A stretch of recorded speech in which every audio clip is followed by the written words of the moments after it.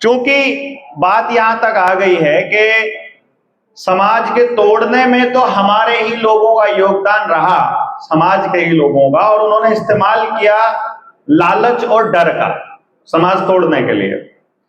और मैक्सिमम जो समस्याओं की जड़ है वो समाज का टूटना ही है, मैक्सिमम समस्याओं की जड़। और बिना समझ के यदि हम जोड़ने लगेंगे तो जोड़ भी नहीं पाएंगे। मतलब समझ का होना बड़ा जरूरी है, और समझ देने के लिए कुछ साथियों को आगे आना पड़ेगा, और यह समझ देने की प्रक्रिया लंबी है। तो लंबी प्रक्रिया में घर बार छोड़कर आएंगे तो सब उजड़ जाएंगे, थोड़े समय में कुछ असर होना नहीं। इसका मतलब कोई ना कोई व्यवस्था बनानी पड़ेगी, कोई ना कोई तरीका निकालना पड़ेगा मिल करके।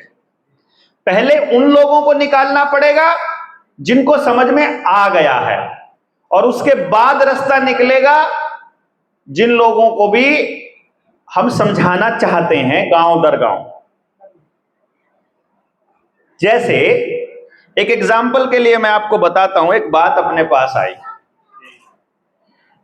क्या हम देश के अलग अलग क्षेत्र में देश के कृषि को सुधार रहे, समाज के शिक्षा को सुधार रहे क्षेत्र में काम कर रहे, या न्याय प्रणाली में काम कर रहे, योगदान दे रहे, उन सबको एक मंच पर लाकर अवगत करा सकते हैं?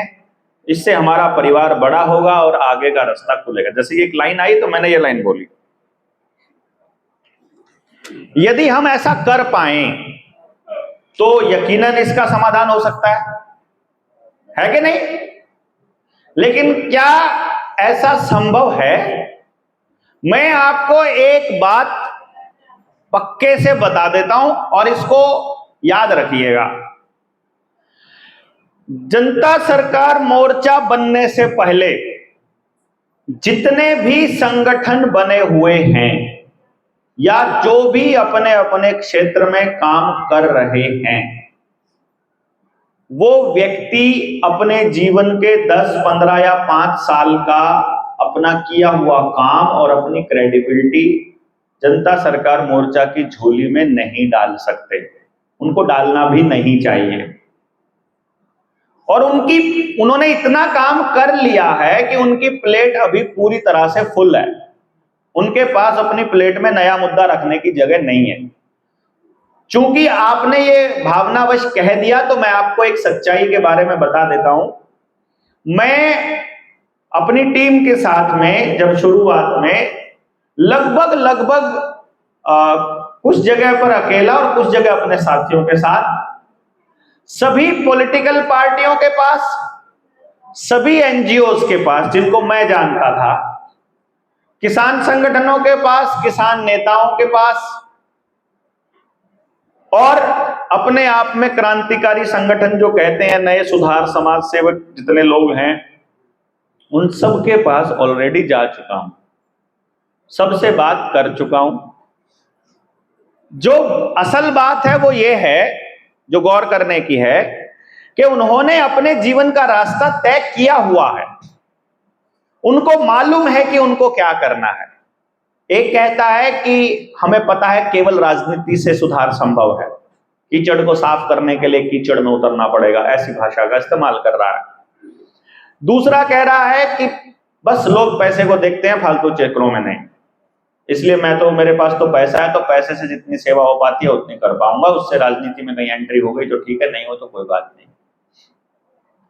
किसान संगठन कहते हैं, सभी की बात कह रहा हूं मैं, एक की बात नहीं कर रहा हूं। अब मान लो किसी को 35 साल हो गए हैं समाज की लड़ाई लड़ते हुए, क्या उसे कल का ये छोकरा समझा सकता है कि तुमको अगली लड़ाई कैसे लड़नी है? बताओ जरा। उनके समझ में नहीं आ सकती, वो नहीं समझ सकते भाई। वो ये बात तो कह सकते हैं कि हम इतने दिनों से खामखाई धूल में लठ मार रहे थे, कोई फायदा हुआ नहीं, समाज का उल्टा नुकसान हुआ, लेकिन वो ये बात नहीं मानेंगे कि देवेंद्र तुम सही कह रहे हो, चलो तुम जैसे चलते हो हम तुम्हारे साथ हैं, ऐसा नहीं बोलेंगे। बोला ही नहीं, किसी ने नहीं बोला, एक भी नहीं बोल पाया। यही कारण था जब कोरोना के टाइम पर सबको समझा समझा के थक गए थे और सबको बोला था कि यार हमको चेहरा नहीं बनना है, मैं पर्दे के पीछे का आदमी हूं, मैं इंटेलेक्चुअल, मैं इस लेवल पे समझता हूं चीजों को कि यदि मुझ पे भरोसा करते हो तो आगे चलो, मैं पीछे रहता हूं तुम्हारे, तुमको रिसर्च कर करके देता रहूंगा, बस तुम बोलते जाना जो मैं कह रहा हूं, बस मुझ पे भरोसा होना चाहिए कि मैं गलत नहीं बोल रहा हूं, मुझे अपने स्वार्थ के लिए नहीं बोलना, बस मैं देश के लिए बोल रहा हूं। इस वैक्सीन के मुद्दे पर भी कोई नेता बोलने को तैयार नहीं हुआ, कोई किसान नेता बोलने को तैयार नहीं हुआ, कोई एनजीओ बोलने को तैयार नहीं हुआ। तब मुझे एक बात समझ में आई है कि जिस व्यक्ति ने अपना एक साम्राज्य बना लिया है वो अपने साम्राज्य की बागडोर अपने किसी नए ग्रुप को, नए संगठन को नहीं देगा। उन्होंने बोला, मैं ये नहीं कह रहा हूं कि मैं उनके पास गया ही नहीं, वो पहले ही बोल रहे थे पैरेलल में, जो नहीं बोल रहे उनकी बात कर। डॉक्टर बीआरसी तो फाइट करने में हमसे भी पहले लगे हुए थे, मतलब हम तो बोले जब लॉकडाउन लगा मुखर होकर के नीचे ही नीचे अपने वीडियोस बना के अलग बोलते थे, लेकिन मंचों पर वो जाने लग गए। मैं तो बात कर रहा हूं, वो ये कर रहा हूं कि जैसे डॉक्टर बीआरसी का आपने नाम लिया है, तो डॉक्टर बीआरसी तो हमसे अलग है ही नहीं। स्वास्थ्य के मुद्दे पर जब आप सारे लोग इकट्ठे होंगे, जब चर्चा करनी होगी 3 दिन के लिए, हम बुला लेंगे उनको। जितने लोग स्वास्थ्य पर काम करना चाहते हैं, उनके वक्तव्य की जरूरत पड़ेगी, उनके एक्सपर्टीज की जरूरत पड़ेगी, वो तो कभी भी मना नहीं करते, वो तो अपने साथ वैसे ही जुड़े, वो तो जुड़े हैं, उसमें नहीं है। मैं बात कर रहा हूं उन लोगों की जो उनका रास्ता अलग हो चुका है। भाई मान लो किसान की लड़ाई लड़ने वाला आदमी किसान की बात कर रहा है, अब मैं किसान को बात कर रहा हूं कि भैया किसान को बर्बाद कर रहे हैं आपके यहाँ जो गांव में खुले हुए पेस्टिसाइड, यूरिया, डीएपी वाले। पता चलता है कि उस दुकान में खुद उस किसान नेता की भागीदारी है, फिर क्या करेंगे भैया? आपके यूपी के नेता है, एक उनकी टोल में भागीदारी है, तो बताइए कैसे टोल वालों के खिलाफ लड़ाई लड़ लोगे उनको साथ में लेके? हैं? अब किसी को चुनाव लड़ना है तो हम बोलेंगे कि यार तुमको इनके खिलाफ बोलना पड़ेगा, वो बोलेंगे नहीं नहीं ये तो यार फलानी बिरादरी के अध्यक्ष हैं, इनके खिलाफ बोलेंगे तो पूरी बिरादरी खिलाफ हो जाएगी, तो इसलिए नहीं बोलेंगे। भैया बोलना तो पड़ेगा, अगर तुमको सच में समाज के लिए बोलना है तो फिर उसमें कोई भी खिलाफत करे। समाज और बिरादरी अलग है, समाज बड़ी चीज है, क्योंकि समाज का मतलब है जहां सारी 36 की 36 बिरादरी काउंट होती हैं, उसी को समाज बोलेंगे। अगर एक बिरादरी है, जैसे कई लोग बोल देते हैं जाट समाज, हमारे वाले बोलते हैं, हमारे वाले को बोलते, तो मैं अपने वाले पे बोलूंगा, आपके वाले पे तो कैसे बोल सकता हूँ? हमारे बोले जाट समाज, मैं कहा भैया नहीं है, जाट बिरादरी बोलो, जाट समाज नहीं है। हाँ जाट देवता बोल लो, वो बात अलग है, वो तो पुराने टाइम पे बहुत लोगों ने बोला, उसका मकसद है कुछ खास है, वो अलग चीज है, लेकिन जाट समाज नहीं है। आपकी परंपराएं अलग हैं, सब अलग अलग परंपराओं को फॉलो करते हैं, सब कर लें, लेकिन चलो समाधान पे बात करते हैं। अब हम समाधान करने चले, मान लो तो सबसे पहली बात जो हमने पिछले सेशन में आपको बताई या जो हमने चर्चा की, उसमें यह था कि किसी भी व्यक्ति को यदि आपको जानकारी देने का पैसा मिलेगा तो जो पैसा देगा उसके हिसाब की जानकारी दी जाएगी। भाई मेरे को सीधी सी बताना, हाँ कि ना? जो पैसा देगा उसी की बात, जिस जो जो जो दे रहा है उसी के तो गीत गाएगा ना बंदा, है? अब अगर पैसा दे रही है सरकार, तो सरकार के पास पैसा कहां से आता है? कहां से आता है? ये आपको वहम है, आपको वहम है कि सरकारों के पास पैसा टैक्सों से आता है। टैक्स से सरकार को पैसा नहीं आता। यदि टैक्स से सरकार को का काम चल जाता तो उनको वर्ल्ड बैंक से हजारों लाखों करोड़ रुपए का कर्जा नहीं लेना पड़ता। असल में पैसा आ रहा है वर्ल्ड बैंक से। वर्ल्ड बैंक है यूनाइटेड नेशंस के अंडर में, world economic forum, world WTO, इन सारे संगठनों के अंडर में। अर्थात यदि सरकार कुछ बोलेगी, यानी मंत्रालय अगर कुछ बोलेगा तो वो क्या बोलेगा? जहां से पैसा मिला हुआ है उन्हीं की तो भाषा बोलनी पड़ेगी। विकास की डेफिनेशन देनी हो, आपके यहाँ कोई इंफ्रास्ट्रक्चर बनाना हो, अब जो ये इतने एलिवेटेड हाईवे बन रहे हैं 8-8 लेन के, ये आपने मांगे हैं? किसी ने? किसी ने नहीं मांगे। बताओ, जो मांग रहे हैं वो दे नहीं रहे हैं। जो हम डिमांड कर रहे हैं, जो बैठे हैं, जिसके लिए धरने पर बैठे, वो नहीं मिल रहा है। लेकिन अगर तुम्हारा विकास कर रहे हैं हम, जबरदस्ती धक्के से दूसरे टाइप का विकास कर रहे हैं। ये आयुष्मान कार्ड आपने मांगा था, आधार कार्ड आपने मांगा था, अपार आईडी मांगी थी, फैमिली आईडी मांगी थी, किसान का कार्ड मांगा था, जमीनों की प्रॉपर्टियों का जो मैपिंग थी ये ड्रोन से ये मांगा था। आपसे मांगा ही नहीं था। जो आपने मांगा वो आपको नहीं मिलेगा, कंफर्म है। आप अपने गांव में जाकर चर्चा कर ले किसी से भी, जो आप मांग रहे हो वो नहीं मिलेगा। है? हाँ, सब कार्ड इनवैलिड। देखो, कमाल की बात यह है, बिहार चुनाव में पोल खुल गई। आधार कार्ड के बारे में हम लोग बोलते थे, वो रोहिंग्या आ जाते हैं इसलिए जरूरी आधार कार्ड, ये बारे मैं बोलता था भैया आधार कार्ड आपकी नागरिकता का प्रमाण पत्र नहीं है। अब वो बोले ऐसा थोड़ी होता है, पहले ये लिखा आता था शुरू में, बाद में ये तो काट दिया। अभी इनको फिर से लिखना पड़ेगा। अब जब प्रिंट आउट निकालोगे ना, तो अब आ रहा है लिखा हुआ कि आधार कार्ड आपकी नागरिकता का और आपके पते का प्रमाण पत्र नहीं है। फिर ये किस चीज का प्रमाण पत्र है भैया? ये आपकी पहचान का भी प्रमाण पत्र नहीं है, ये आपके रेजिडेंस का भी प्रमाण पत्र नहीं है, ये आपकी नागरिकता का भी प्रमाण पत्र नहीं है। तो ये किस चीज का प्रमाण पत्र है? ये फ्रॉड का प्रमाण पत्र है। जो आपके साथ फ्रॉड किया जाएगा, जो आपके अंगूठे के निशान लिए गए हैं, जो आपकी सारी बायोमेट्रिक इंफॉर्मेशन ली गई है, जो पूरे परिवार की जानकारी इस आधार के साथ जोड़ के आपकी सारी जानकारी को लपेट लिया है, ये उसका प्रमाण पत्र है। क्योंकि आप अपना नाम बदल लोगे, अंगूठे के निशान कैसे बदलोगे? इनके जाल से बचने के लिए जो इस तंत्र में हैं, जो समझते हैं, इस पे हम क्योंकि कुछ लोगों के साथ चर्चा करेंगे। कुछ चर्चाएं ऐसी हैं जो हम मंच से नहीं कर सकते, वो चर्चाएं केवल लड़ने वाले लोगों के बीच ही होगी। जो लड़ने वाले योद्धा होंगे उनके साथ चर्चा करेंगे कि असल में इसका ये समाधान है, और इन बातों को गांव के हर गली तक लेकर जाना अपना काम है। तो उस हर गली तक लेकर जाने के लिए अभी हम हरियाणा में शुरुआत कर रहे हैं इस आंदोलन की, और आप में से जो जो लोग उसका हिस्सा बनना चाहते हैं वो लोग, बल्कि किसको नंबर दे देंगे? किसका दे दो नंबर? दिमाग खराब किसको करना है अपना? करण को ही दे देता हूं अभी फिलहाल के लिए। करण का नंबर देता हूं, वो है नहीं है यहाँ पे।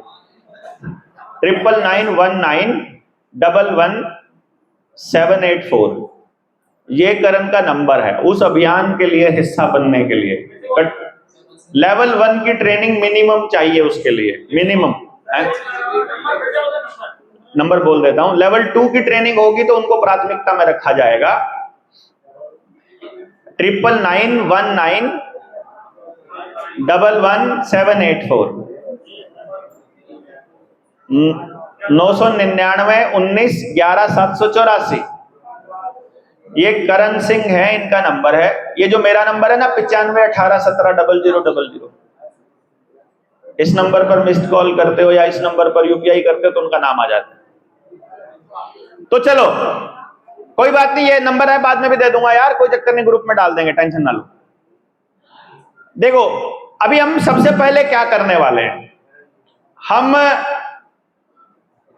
पूरे के पूरे हरियाणा के 7000 गांवों में अपने साथियों को भेजने वाले हैं। कम से कम 300 साथियों की टीम, और ज्यादा की अपनी कोई लिमिट नहीं है, पूरे हरियाणा में उतरेगी। जिन लोगों ने प्रैक्टिकल काम किया है, मेरे साथ गांव में कुछ लोगों ने काम किया है, और जहां समालखा में कुछ लोगों ने, समालखा में किस किस ने काम किया आप में से है कोई? जिन्होंने समालखा में किया है उनको मालूम है कि गांव में जाकर बात करना और लोग जोड़ने बहुत आसान है कि नहीं?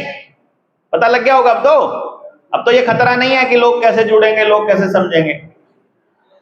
तो अभी हम लोग, भाई इधर इधर इधर इधर इधर सुनो, 300 लोग एक गांव में सुबह और एक गांव में शाम को, यानी एक बंदा एक गांव मिलेगा, उसको टीम भी मिलेगी। तो रोज कितने गांव हो गए? 600 गांव। हमारे हरियाणा में 7000 गांव है, मुश्किल से 15 दिन लगेंगे।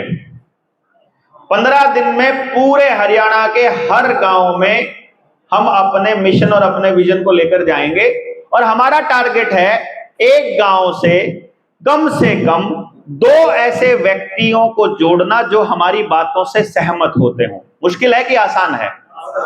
मैक्सिमम मतलब मिनिमम 2।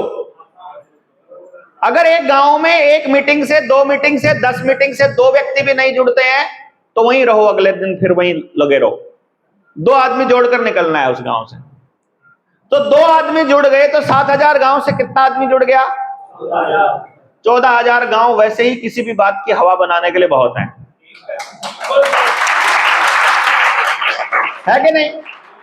किसी भी बात की हम कह देंगे कि आंगनबाड़ी वर्कर को बोल देना है कि इंजेक्शन नहीं लगेगा तो नहीं लगेगा, बात खत्म। वो 2 आदमी खड़े हो जाए, उन दोनों आदमियों को हमने क्या करना है? और उन दोनों आदमियों को हमने क्या करना है? हमने उनको जानकारी इतनी दे देनी है। ये रहा डॉक्टर कमलप्रीत सिंह की किताब की, ये रही किताब। इसके अंदर यहां लिखा हुआ है कि इस वैक्सीन से क्या होने वाला है, यहां लिखा हुआ है इस वैक्सीन में क्या क्या है। अब कोई गांव का आदमी लगवाना चाहता है 100 बार लगवाए, लेकिन अस्पताल में जाकर लगवाए, घर घर जाकर कोई आकर अपने बच्चों को वैक्सीन नहीं लगवाएगी। बात खत्म, कांटा, चलो जी छुट्टी। मुश्किल है कि आसान है? बताओ। बहुत आसान है यार, निकलो तो सही एक बार। अब हम इस पोजीशन में हो गए। अच्छा, ये तो हेल्थ के मसले पर हो गया। अब एक बात बताओ, अगर हर गांव से 2 आदमी हमने ले लिए, 10 गांव में कितने लोग हो गए? 20 लोग। हमको मुद्दे पर हमें आदमी कितने चाहिए? शिक्षा, स्वास्थ्य, न्याय, राजनीति, खेती और धर्म। कितने मुद्दे हैं? ठीक है ना? जल, जंगल, जमीन, जानवर और 1 रुपये वाला भी ले लो तो 7 मान लेते हैं मुद्दे। 7 मुद्दे पर हमें कितने बंदे चाहिए? 7 बंदे चाहिए ना? एक मुद्दे पर रोज समझाने के लिए गांव में जाना कितना मुश्किल है उसके लिए। ना गाड़ी चाहिए, ना तेल चाहिए, रोटी अगले गांव में मिली जाएगी। पैसा नहीं है, साइकिल उठाओ, साइकिल उठा करके दौड़ जाओ। 1 पैसे के बिना आप दूसरे गांव में जाकर बात समझा सकते हो। क्यों जी? समझ ही समाधान है, मैंने बताया। समझने के लिए गांव में जाना चाहिए, जाने के लिए समझ होनी चाहिए, समझ के लिए अपन यहां बैठे हैं ट्रेनिंग देने को, बात बताने को। क्यों जी? लेवल 2 की ट्रेनिंग वालों का अलग तेवर है, मैं आपको बता देता हूं जेएसएम में। और जिन्होंने होटल में लट खा लिए थे हमारे साथ, उनके अलग तेवर हैं। ठीक है? और जिनके जो मतलब दूसरी ट्रेनिंग्स कर चुके हैं गांव में जाकर, उनके अलग हैं। आपने अगर वो ट्रेनिंग 5, 7, 10 दिन अपने जीवन के दे दिए, आपके जीवन के सारे डर खत्म हो जाएंगे। ये अभी तक के ट्रेनिंग्स का अनुभव रहा है जिन्होंने भी प्रैक्टिकल किया है। क्योंकि डर क्या है? डर है प्रशासन से बात कैसे करेंगे, डर है हम अगर रोटी नहीं कमाएंगे तो कैसे काम चलेगा, डर है कि समाज सुनेगा कि नहीं सुनेगा, डर है कि समाधान होगा कि नहीं होगा। अरे उससे पहले एक बार निकल कर देखो तो सही, अनुभव करो खुद और बताओ अपना अनुभव कि ये गलती बताएंगे आपको क्या गलती रही, ठीक कर लो, उसके बाद ठीक हो जाएगा। वरना अगर एक बात बताओ, अगर ऐसा बोलते रहने से कोई लाभ नहीं होता समाज का, तो जब किसी बंदे को कुछ चाहिए भी नहीं, वो व्यक्ति भी अगर दिन रात लगा हुआ है, उसको उम्मीद जगी है तभी तो लगा हुआ है ना। उसको पता है कि हो रहा है, हो रहा है। बहुत से लोगों को लग रहा हो नहीं रहा, अरे हो रहा है, चिंता ना। अब ये जो 2 आदमी हमें तैयार करने हैं, ये किस लिए करने हैं? ये इसलिए करने हैं कि गांव के पास 2 आदमी कम से कम ऐसे होने चाहिए कि उनको पैसा नहीं चाहिए वो काम करने का। ये व्यक्ति कौन चाहिए? पैसा नहीं चाहिए जिनको समाज के लिए काम करने का। भाई आप 1 घंटा कर सकते हो, 1 घंटा करोगे, 2 घंटा कर सकते हो, 2 घंटा करोगे। शुरू में जब संगठन बनाया हमने, तो हमारे साथियों की एक डिमांड आई थी, उन्होंने एक प्रस्ताव रखा था। क्योंकि उस टाइम पर भी और अभी भी लोग बाग जो है वो बिंदु रखता हूं तो ज्यादातर बिंदु मैं ही रखता हूं, तो साथी अपने जुड़े हुए हैं मेरे से, तो मेरे सामने प्रस्ताव रखा उन्होंने कि देवेंद्र भाई, समाज का काम करने के लिए कुछ साथी निकलना चाहते हैं, मैंने कहा ठीक है, लेकिन उनके घर की व्यवस्था नहीं है।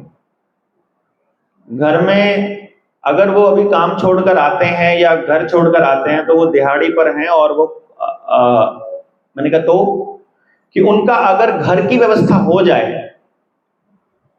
तो वो समाज के लिए निकल सकते हैं। मेरी अगली लाइन एक ही थी, बुरा बिल्कुल नहीं मानना है। मैंने कहा था देखो, अगर घर की व्यवस्था नहीं है और अगर आप अपने घर के लिए भी नहीं कर पा रहे हो तो देश के लिए कर नहीं पाओगे। पहली बात तो ये है ना। और दूसरी बात ये है कि किराए का आदमी क्रांति नहीं किया करता। जिसको अपने काम के बदले में कुछ भी चाहिए वो क्रांति नहीं कर सकता। यहां तक कि अगर आपकी इज्जत भी चाहिए ना तो भी नहीं कर सकता। इसीलिए अपने जेएसएम में जिन साथियों को नहीं पता है वो ये पंगा कर जाते हैं। मैं दोबारा से रिपीट कर देता हूं, पिछली ट्रेनिंग में हम सब रिपीट कर चुके हैं।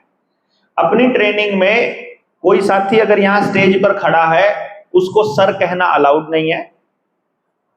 सर बोलते हैं, सर देवेंद्र सर।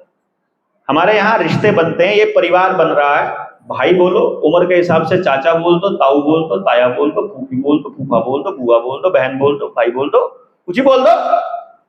और नहीं लगता है तो नाम लेकर बोल दो, देवेंद्र भाई, देवेंद्र जी, के नहीं। दूसरा रूल हमारा यह है कि कोई भी व्यक्ति किसी के चरण स्पर्श नहीं करेगा। हम सब क्योंकि परिवार के लोग हैं, वो जो सम्मान है वो हमारी आंखों में दिखता है। फालतू चक्करों में पड़ने की जरूरत नहीं है। एक दो साथी हैं, उनके हाथ ऐसे पैरों की तरफ जाते हैं तो भैया जी छोड़ो, माफ करो यार, आप नहीं चढ़ाना।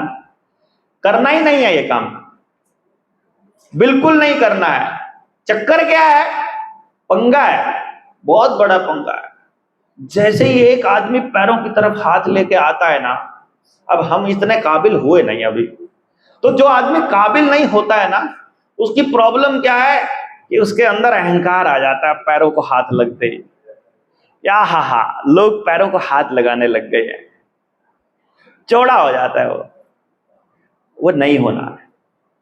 क्योंकि यदि आपके सम्मान से अंदर खुशी आने लगेगी तो फिर जब आप बेइज्जती करोगे ना एक दिन, जो कि करोगे पक्का,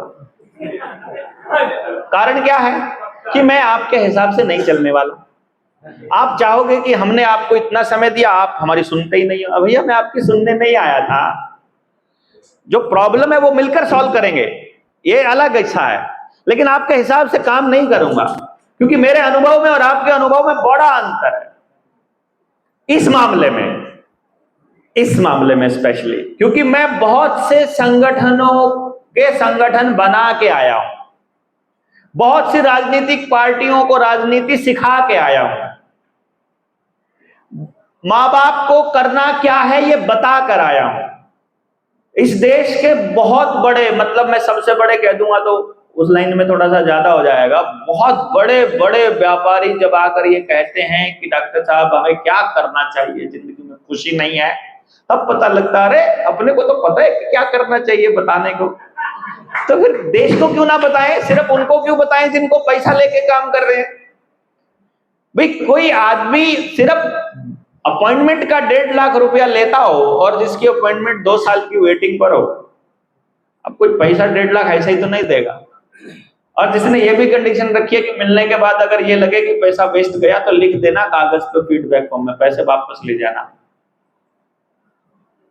मतलब कुछ तो बता ही सकते होंगे। ये कोई घमंड का विषय नहीं है, ये विषय में आपको जानकारी का विषय है। मैं ये आपको पहले से इसलिए बता रहा हूं क्योंकि मेरे से बहुत लोग अपने संगठन में, अपने ही साथी जो संघर्ष में साथ चले थे, नाराज हैं। तुम पॉलिटिकल पार्टी नहीं बना रहे हो, इससे भी नाराज है। मैं कहा बनाऊंगा ही नहीं। तुम्हें आगे बढ़ के नेतृत्व करना होगा, वो तो मैं कर ही रहा हूं। बोला नहीं, वो नेतृत्व करना पड़ेगा, मुख्यमंत्री पद की उम्मीदवारी। मैं कहा पूरे स्टेट को बेच के जाऊंगा, देख लेना, बना लो। तुम ऐसी बात मंच से क्यों बोल देते हो? लोग बात तो फिर इसको कटिंग को रखते हैं, फिर बाद में अगर मान लो मैं चुनाव लड़ने लगा तो कटिंग को फिर लगा देंगे, देखो ये तो ऐसे बोला करता था। मैं को बोलता ही इसलिए हूं ताकि वो रख ले। मैं बोलता इसलिए हूं कि मैं वो बोल मंच से इसलिए रिकॉर्डेड इसलिए दे रहा हूं आपको कि कल को अगर बना दिया आप लोगों ने मुख्यमंत्री और मैंने अगर देश बेच दिया तो कसूरवार मत ठहराना फिर। भाई अपनी समस्या का समाधान, मेरा कुछ बनना समस्या का समाधान नहीं है ना। मेरे सांसद बनने से, एमएलए बनने से, मुख्यमंत्री प्रधानमंत्री बनने से समस्या का समाधान नहीं होगा, क्योंकि समस्या ये नहीं है। समस्या गांव में फंसी है। प्रधानमंत्री नहीं आता है टीका लगाने के लिए गांव में, गांव वालों की नासमझी की वजह से वो पोलियो की ड्रॉप पिलवाने लेके जाते हैं। समझ रहे हैं ना? यानी असल बीमारी वहां नहीं है, असल बीमारी गांव में है। वहां है जो आज जो जिसका बच्चा बर्बाद हो रहा है, वहां प्रॉब्लम है। उसको तो जानकारी है ही नहीं सच की। किसान को पता ही नहीं है खेत में बोना क्या है, उसको एचएयू वाले बता रहे हैं। हमारी हरियाणा में हरियाणा एग्रीकल्चर यूनिवर्सिटी, एनडीआरआई वाले बता रहे हैं पालना क्या है। वो बता रहे हैं कि हम ये वाला बीज बो तुम लोग, मतलब जिनके पुरखे सदा से खेती करते आए और जिनकी खेती की वजह से ये देश, जिनके काम करने की वजह से ये देश पूरी दुनिया में पहले नंबर पर था, उनको आकर के अमेरिका के किसान बता रहे हैं कि तुमको क्या बोना चाहिए, जबकि वो अमेरिका के जो वैज्ञानिक हैं वो अपने वहां ऐसा कुछ नहीं उगा पाते हैं। आप सोचो, भूखा नंगा देश दुनिया पर राज कर रहा है। भूखा नंगा क्यों बोल रहा हूं? ना परिवार है, ना समाज है, ना शिक्षा है, ना भाईचारा है, ना परमात्मा का ज्ञान है, ना खेती है, ना जंगल है। दाल हमसे लेता है, हरामी अनाज हमसे लेता है, फल हमसे लेता है, मसाले हमसे लेता है, कपड़ा हम बना के देते हैं। हम देने वाले भिखमंगे बने हुए हैं और हरामी लेने वाले राज कर रहे हैं। इतनी सी समझ नहीं आ रही हम लोगों को। उगा करके सारे देश का पेट पालने वाला किसान तो कर्जे में अपनी जमीन नीलाम करवा रहा है, और कंपनियों के दलाल जो बिना कुछ कमाए जो है टेंडर लेकर के सड़कें बनाने वाले अरबों खरबों कमा रहे हैं लोन माफ करवा के। समझ प्रॉब्लम है, ना समझी, और समझ समाधान है। तो अब जो ये दो बंदे जिनकी मैं बात कर रहा था, दो क्रांतिकारी जो हमने गांव में ढूंढे, अब हम इनसे पूछ ले कि तुमको किस चीज का इंटरेस्ट है, किस चीज में इंटरेस्ट है, और उनके इंटरेस्ट के हिसाब से उनको समझते हैं। भाई मान लो कोई कहता है मुझे चिकित्सा में इंटरेस्ट है, तो एक काम कर, पूरे गांव में पर्चे बांट दे कि जिसको भी चिकित्सा में इंटरेस्ट है वो आके मिलो। मान लेते हैं पूरे गांव में 15 लोगों को चिकित्सा में इंटरेस्ट है। आयुर्वेद का बेसिक ज्ञान, ऋतुचर्या का, दिनचर्या का, होम्योपैथी का, आयुर्वेदा का, एलोपैथी के फ्रॉड का, इन सब का अगर हम उन बच्चों को ज्ञान दे दें तो हमारे गांव में कितने वैद्य और कितने डॉक्टर हो जाएंगे? 10-10, 15-15 हो गए कि नहीं हो गए? अब कोई कमीशन खोर डॉक्टर हमारे बच्चों को, हमारी माओ का पेट काट पाएगा क्या बिना मतलब के? क्योंकि जानकारी हो गई। हमारे वालों को फोन करके बोलेंगे इसको बुखार था, क्या दिया है? डॉक्टर से पूछा, ये दिया, ये नहीं देना, ये दे, मैं भेज रहा हूं दवाई, 4 बूंद से 3 दिन में ठीक हो जाएगा यार। 4 बूंद, ये एक जो बुखार की दवाई हम मंगवाते हैं वो अगर ले लेते हैं तो यार वो ठीक होने के बाद अगले बीमार को भी काम आ जाती है। और वो लोग ऑपरेशन का जो सामान मंगवाते हैं उसको भी वापस दुकान पे बेच आते हैं। अब जो सवाल है वो ये है कि हो गए हेल्थ वाले। अब उन्हीं में से कोई आदमी बोलेगा मुझे खेती में इंटरेस्ट है, तो एक काम करो, इन 20 गांव में इंफॉर्मेशन दो कि जिसको भी खेती में इंटरेस्ट है वो सारे आ जाओ। खेती कैसे करते थे, खेती कैसे करनी है, जमीन की अभी हालत क्या है, इसमें क्या कमी है, कैसे दूर होगी, क्या क्या उगाना है, क्या ये जानकारी दी जा सकती है? गांव को दी जा सकती है। और अगर हम उनको ये यकीन दिला दें कि तुम्हारी आमदनी में 1 रुपये की कमी नहीं होगी यदि तुम ये केमिकल डालना बंद कर दो तो खेत में किसान पेस्टिसाइड, यूरिया, डीएपी डालना बंद कर सकता है? कर देगा ना? कोई डाउट है आपको? सहमत कौन है? हाथ खड़ा करके बताओ। सब सहमत है, ठीक बात। हो गया, खेती हो गया, ये हो गया। शिक्षा के क्षेत्र में मैं काम कर ही रहा हूं। अब मुझे अपना एक शिष्य कुल बनाना है, लेकिन इसका यह मतलब नहीं है कि गांव को छोड़ देना है। जो गांव के 2 आदमी अपने गांव पर काम करने लगे, तो जिन जिन लोगों को शिक्षा पर काम करना है वो आ जाओ। शिक्षा पर काम करने वाले लोग अगर उनको ट्रेनिंग दे दी जाए कि बच्चों का टैलेंट कैसे पता करना है, बच्चों की सोच कैसे पता करनी है, उस टैलेंट को निखारना कैसे है और उसकी व्यवस्था कैसे करनी है, अगर ये सारी बातें पता चल जाए तो 100% रोजगार वाला एजुकेशन सिस्टम गांव में लागू हो सकता है। फिर कोई मास्टर अपने साथ जबरदस्ती कर पाएगा कि आप आईडी बनाओ कि नहीं बनाओ? और स्कूल अपने पास ऑलरेडी हैं। समुदाय ने, गांव ने अपनी जमीनें दान दे करके सरगांव में स्कूल बनाए थे, जिनको सामुदायिक स्कूल, गांव का स्कूल बोलते थे। उन स्कूलों को आजकल सरकारी स्कूल के नाम से जाना जाता है। वो सरकारी नहीं है, वो गांव के। ठीक है बात? कोई डाउट? चलिए, शिक्षा हो गया, स्वास्थ्य हो गया, अब न्याय प्रणाली आ गई। गांव में आज पंचायत यदि होने लगे तो पंचायत में कौन जाता है? एकदम गांव के सबसे बदमाश, गुंडे, लुच्चे, राजनीतिक लोग एक जा रहे हैं। एक आरोपी और एक पीड़ित, जिसके ऊपर आरोप लगा है वो, और एक पीड़ित जिसको जो अपनी पीड़ा बता रहा है।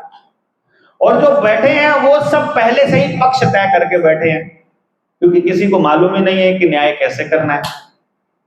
न्याय करने के लिए पंचायत बनानी पड़ेगी। पंचायत कौन सी होगी? जिसमें पंच होंगे। पंच कौन होंगे? जिसमें पंच मतलब 5 लोग। कौन 5 लोग? सबसे इंपॉर्टेंट 5 लोग। पहला व्यक्ति जो समाज के लिए बिना किसी स्वार्थ के लड़ रहा है। आप पुरानी भाषा में बोलने लगो तो क्षत्रिय बोल सकते हो, ना बोलो तो ना बोलो। एक तो क्षत्रिय चाहिए। दूसरा व्यापारी जो शुभ लाभ कमाता है।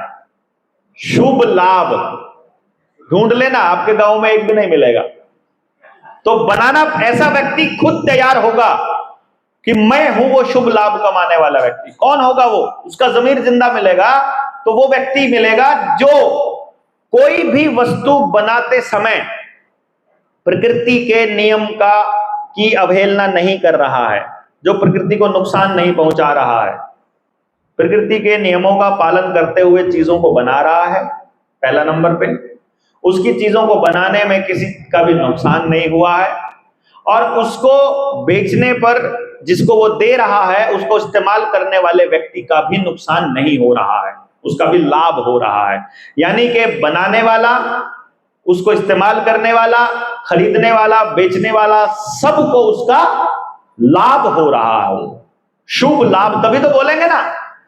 अगर आपने एक बिस्किट बना दिया, आपने उस बिस्किट के ऊपर 20% प्रॉफिट कमा लिया, लेकिन उस बिस्किट के अंदर मैदा डाल दिया और साथ में उसमें रिफाइंड ऑयल डाल दिया, या फिर उसके अंदर कॉटन सीड ऑयल डाल दिया, तो खाने वाले का तो अगली वंश खत्म हो रहा है ना।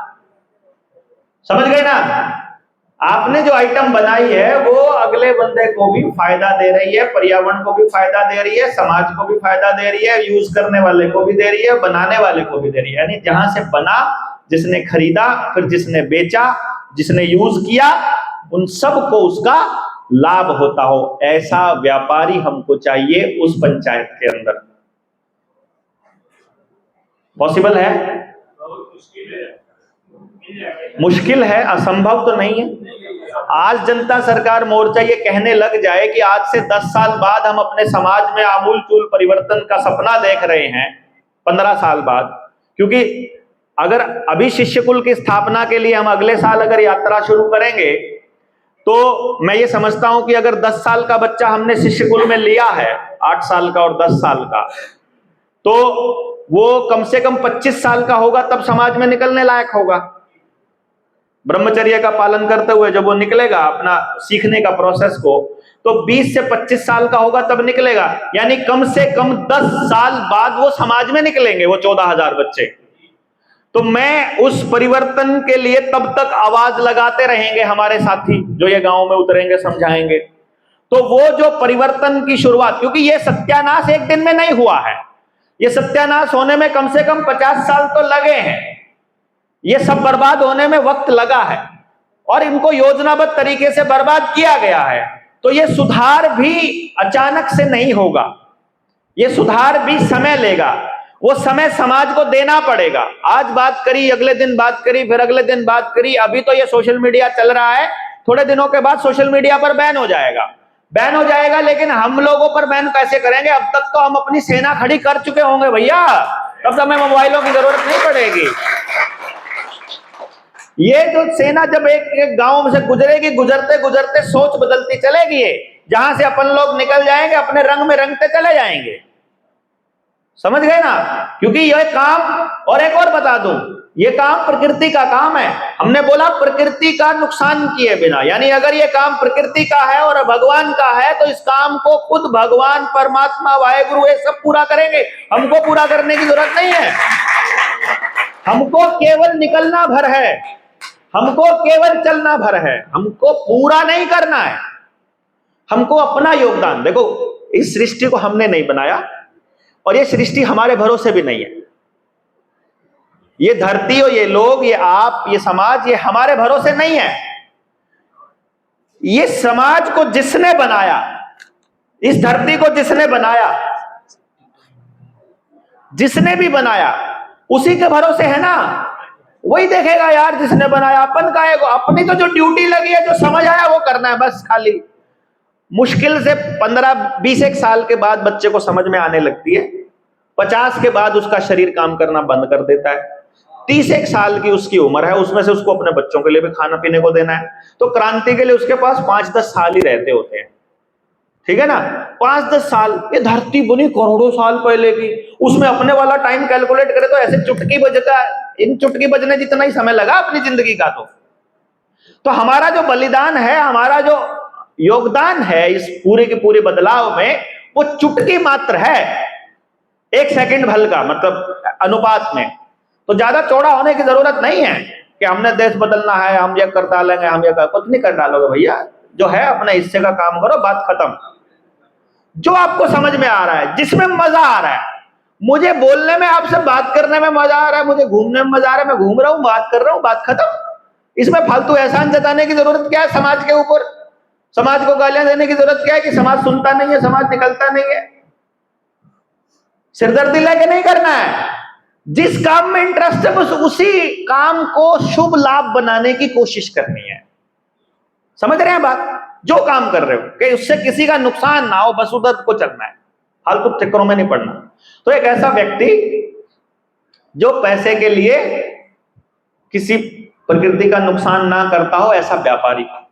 तीसरे नंबर पर हमको ऐसा व्यक्ति जो समाज में ज्ञान बांट रहा हो बिना किसी पैसे के लालच के। मास्टर जी, जिसको पहले ब्राह्मण कह देते थे, आजकल मास्टर जी है।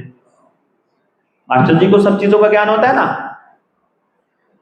भाई? आप अपना कोई मौलवी ले लो, मान लो मुसलमान लोग हैं, आप अपना कोई पादरी ले लो, आप अपने कोई पंडित जी ले लो। आप अगर ये सारे के सारे बिकाऊ सौदा हो चुके हैं तो सबको साइड में करो। कोई नया व्यक्ति जो ज्ञान दे रहा हो, जो टीचिंग कर रहा हो, जो पढ़ा रहा हो, अपने गांव में सब बच्चों को सारी सब्जेक्ट पढ़ा रहा हो और बिना पैसे के पढ़ा रहा हो, जिसको पैसे का लालच ना हो, मतलब पैसे के लिए ना पढ़ा रहा हो। भाई जैसे अभी हम करेंगे तो हम आपसे दान मांगेंगे, दान दोगे तो भी ठीक, नहीं दोगे तो भी, दान लेने थोड़ी आए आपके पास। नहीं समझे बात आप? मतलब जो बंदा पढ़ा रहा है, जो ज्ञान दे रहा है और वो बिना लालच के ज्ञान दे रहा है, एक ऐसा व्यक्ति चाहिए उसमें। इसको आप ब्राह्मण शूद्र उस कैटेगरी में ले लेंगे। और चौथा व्यक्ति ऐसा चाहिए जो अपने हाथ के हुनर से समाज में योगदान दे रहा है। वो किसान हो सकता है, वो बढ़ई हो सकता है, वो कुम्हार हो सकता है, वो लोहार हो सकता है, वो सुनार हो सकता है, नाई हो सकता है, कोई भी। मतलब किसान भी शूद्र की कैटेगरी में आता है, जो हाथ से काम कर रहा है। मतलब ये नहीं कि शूद्र चौथे नंबर पर, पहले नंबर पर भी आ सकता है। समझ रहे हो पॉइंट आप? तो समाज के 4 लोग तो ये चाहिए। और 5 क्यों? क्योंकि मसला जो है पंचायत का कौन से वाले हिस्से से है क्या पता।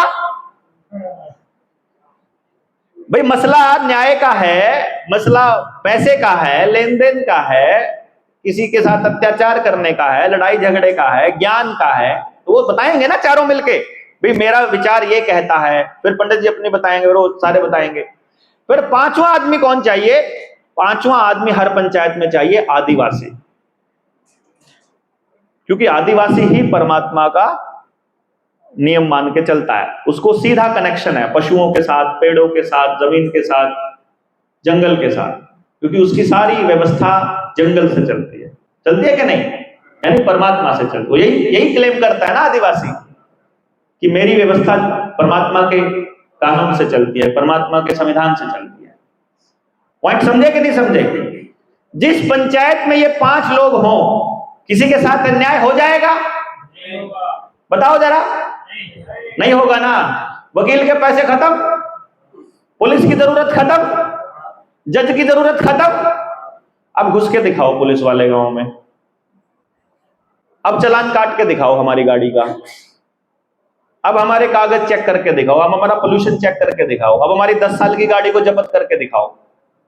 जब गांव में किसी के साथ अन्याय नहीं हो रहा है तो पूरा गांव साथ है, पूरा गांव साथ है। तो किसी एक की गाड़ी को जब्त कर लिया, पूरा गांव जाके थाने में बैठ गया, तो बोल के आएंगे थानेदार को, अगली बार इस गांव के आदमी की गाड़ी पकड़ ली तो हमसे बुरा कोई ना होगा, बात खत्म। फिर अगला गांव चले जाओ, फिर अगला गांव चले जाओ। पुलिस वालों को लग गया, अब तो हमको इतना ही कहना है कि जिसके सिर पे पगड़ी हो उससे कागज मत मांग लेना, बस इतना ही कहना है, पगड़ी बांधना चालू कर देंगे, बात खत्म। जो भारत का नागरिक है वो उसको फालतू चक्करों में पढ़ने की जरूरत नहीं है। अब आ गई राजनीति, ठीक है, क्योंकि समाधान पे बात कर रहे हैं ना।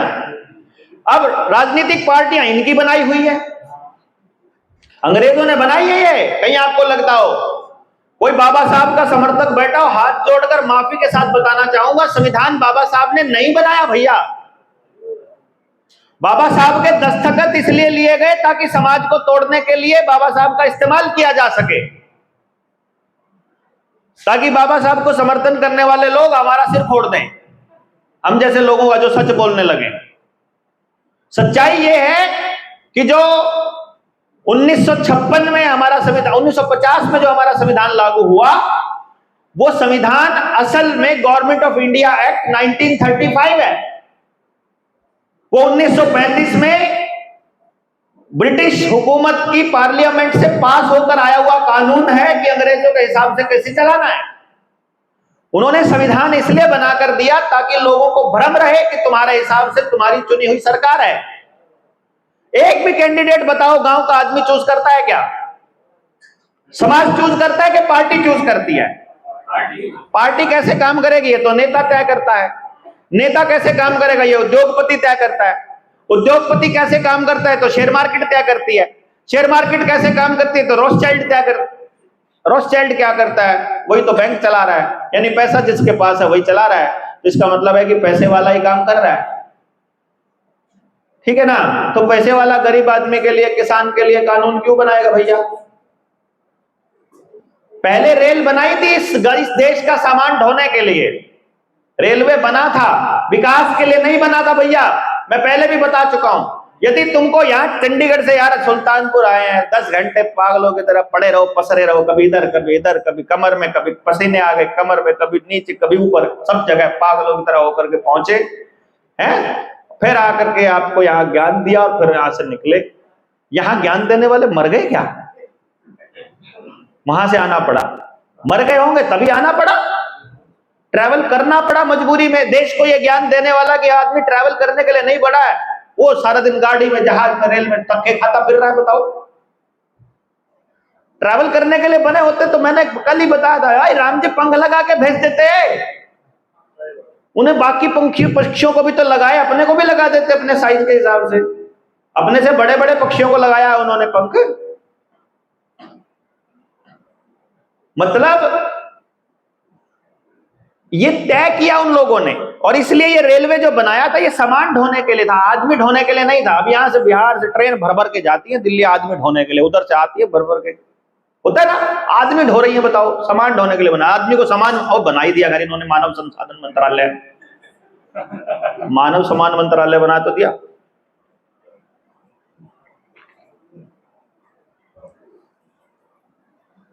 समझ गए बात?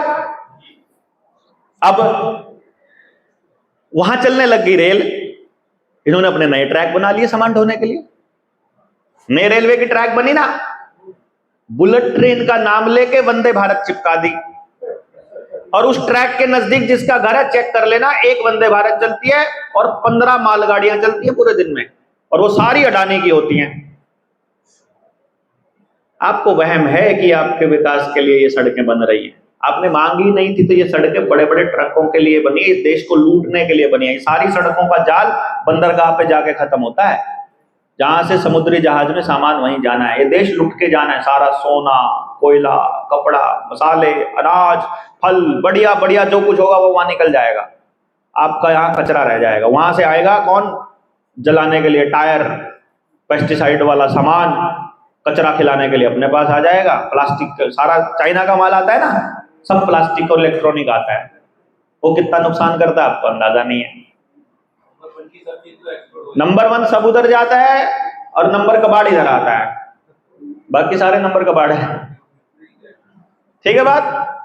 तो जी उन्होंने ये बनाया, तो मैंने ये कह रहा था कि पॉलिटिकल पार्टियां वो नीतियां बनाएंगी, वो पॉलिसीज बनाएंगी जो कौन बना रहा है? उद्योगपति, यानी रॉथस्चाइल्ड। रॉथस्चाइल्ड को खत्म करना इसलिए जरूरी है। रॉथस्चाइल्ड को खत्म करने के लिए अपने को क्या करना है? बैंक खत्म करना है।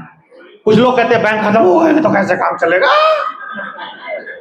अभी बताएंगे। अगर ये सेशन पूरा होने दिया इन लोगों ने, क्योंकि मेरा सुरूर बना हुआ है, टूट गया तो भैया चाय ठंडी हो रही है तुम्हारी, पहले बता रहा हूँ मैं जी। हाँ, इन्होंने बीच में क्योंकि मैं दोबारा नहीं बोल पाऊंगा, अब तो बना हुआ आ रहा है ऊपर से, कर दो डिलीवर। आज तक नहीं बोले हम इस पे इतना लंबा। चलो अब राजनीति में राजनीतिक पार्टियां चल रही हैं पैसे से। अब जो पैसा देगा उसी की तो गुलामी करेगा नेता। उद्योगपति पैसा दे, आप लोग चंदा देते हो क्या पार्टी को? आप तो खाते हो उनका। फ्री का भंडारा लगा, जलेबी खा ली जाके, है उन्होंने लंगर लगा रखा है, जाके खड़े हो गए। कहीं दारू की पेटियां रखी है तो वहां से बोतल उठा लाए। उन्होंने कंबल का लंगर लगा रखा है, कंबल उठा लाए। साड़ी दे रखी है, साड़ी फालतू जमान, वो हम लोग उठा के लाते हैं, है कि नहीं? हम उनको दे तो रही नहीं, तो उनको जो दे रहा है उनकी करेंगे कि आपकी करेंगे भैया? भाई भिखमंगों के हिसाब से चलेंगे कि दाता के हिसाब से चलेंगे? तो हम तो भिखमंगे हैं, हमारे हिसाब से तो कोई नेता चलने वाला है नहीं, कोई पॉलिटिकल पार्टी कोई पॉलिसी बनाने वाली नहीं, कभी नहीं बनाएगी। ये तो वहम है कि फलाना पार्टी वाला हमारा है। इन्होंने बड़ा गेम खेला है। एक पार्टी का अध्यक्ष बना दो यादव साहब को, मुलायम सिंह यादव। यादव सोचेंगे ये हमारा है, उसको पता नहीं है यादवों को रगड़ने के लिए यादव को बिठाया है, ब्राह्मणों को रगड़ने के लिए ब्राह्मण को, जाटों को रगड़ने के लिए जाटों को, मुसलमानों को रगड़ने के लिए अपने वो ये है ही अपने वो हैदराबाद वाला ओवैसी। क्या मैं ओवैसी साहब के वहां गया था, मैं ऑफिशियल बोल रहा हूं, ऑन रिकॉर्ड बोल रहा हूं। पहले ये अलाउड नहीं था, लेकिन अभी भी चलो अलाउड नहीं है, पर फिर भी बोल देता हूं। मेरे को बोला था उस साथी ने कि यार कहीं बताना मत, तो ऑफिशियल नहीं बता रहा हूं, ऑफ द रिकॉर्ड बता रहा हूं। तो मैं रहने दे चलने दो, कोई बात नहीं। अब मैं वहां गए हम लोग तेलंगाना, और क्योंकि उनका सब्जी का व्यापार और उनसे एक एसोसिएशन है उसकी, तो वहां किसी ने हमारा कांटेक्ट करवाया था। और सानिया मिर्जा का वहां एक एकेडमी है, बेटे की टूर्नामेंट है, तो थे मैं गया, हमारा पहुंचना हो गया, तो ओवैसी साहब के ही होटल में रुकना हो गया अपना। अब उनके खास आदमी ने हमारी आओ भगत करी, और वही हमको लेके जा रहा था। बोलेगा यार हमसे ही खा गया और हमारे ही बारे में बोल गया, ऐसा बोलेगा ओवैसी भी। ना, वो तो बोल ही दिया, इतना ही बोल दिया बहुत है, चलने दो, कोई ना, क्या अब क्या ही छुपाएंगे यार। अब मैंने को तो करना तो है ही, आगे कभी ना कभी उसकी पोल पट्टी खोलनी है। अब वो सुबह शाम हमको तो क्या हो रहा था कि उन दिनों में दिल्ली के अंदर बड़ा ईद का कोई बड़ा प्रोग्राम था, बहुत भीड़ हुई थी, पहली बार ऐसी भीड़ हुई थी बीजेपी की सरकार बनने के बाद दिल्ली में। तो मैंने कहा ये जो दिल्ली में चल रहा है, ये बोला यहां भी भीड़ इकट्ठी करने के लिए पैसा बीजेपी नहीं दिया है, उत्तरे की, यानी दिल्ली में मुसलमानों की भीड़ दिखाकर वहां बकरे कटवाने के लिए पैसा बीजेपी दे रही है, और उसके उस जाल में दोनों फंस रहे हैं, मुसलमान भी और हिंदू भी। मुसलमान फंस रहा है अपना संगठन दिखाने के लिए, और हिंदू फंस रहा है उनकी सोशल मीडिया आईटी सेल के चक्कर में। और मैं बैठ के वहां बोलते यार, ये उन दिनों की बात है जब हम राजनीतिक पार्टियों के लिए इलेक्शन मैनेज किया करते थे। तो सारी राजनीतिक पार्टियों के नेताओं के साथ बैठ करके हमने ऐसे षड्यंत्र रचे हैं, माफी के साथ बोल रहा हूं, रचे हैं, क्योंकि हम जानकारी दिया करते थे रिसर्च करके। इस मोहल्ले में, ये मोहल्ला वाल्मीकियों का है, इसमें 4 घर यादव हैं, 3 ब्राह्मणों के घर भी हैं। अगर कोई वाल्मीकि का बच्चा ब्राह्मण के बच्चे को थप्पड़ मार दे तो यहां दंगा हो सकता है। अगर यहां मुसलमान का बंदा इसके साथ ये कर दे तो ये हो सकता है। अब जिसके घर में खाने को दाने नहीं है, उसको कोई 1 लाख रुपया दे दे और कह दे तुमने बस उस बंदे को थप्पड़ मारना है, बस इतना ही करना है, तो वो मार देगा भाई। गरीब आदमी, ट्रक ड्राइवर से अगर कोई हत्या हो जाए, कोई ट्रक ड्राइवर से कोई एक्सीडेंट हो जाए, तो उसका इल्जाम लेने के लिए कोई गरीब आदमी बिहार से मंगाया जाता है भैया, वहां बकायदा उसके घर पे तनख्वाह जाती है उस ड्राइवर की जगह इल्जाम लेने के लिए कि मैं चला रहा था। उसको 10 साल की सजा हो जाती है, लेकिन तुम्हारे बच्चों का पालन पोषण हम करेंगे, इसकी गारंटी हमारी है। वो कह रहा है मैं यहाँ वैसे तो कुछ किसी काम का हूं नहीं, कम से कम जेल में पड़ा तो परिवार के काम आ जाऊंगा। समझ रहे मेरी बात को? तो ये पूरा गेम रचा जाता है। आप ही की पॉलिटिकल पार्टी, आप ही का बेवकूफ हम जैसे दिमाग वाले लोगों को किराए पे रख के लगती है, बनाती है। हमको किराए पे रखती थी, बताओ कहां से कैसे वोट आएंगे। मैंने कहा यहां से यादव साहब को उठा दो तो ये उनकी वोट काटेगा, आप जितने भी वोट कटेंगे उनकी कटेंगे, अपना कुछ कटना नहीं। तो दो उसको 10 लाख रुपया, उसको 10 लाख देके उसने प्रचार करना है। प्रचार उसको भी पता है मैं हार रहा हूं, उसको पता है मेरा कोई भी साथ नहीं है।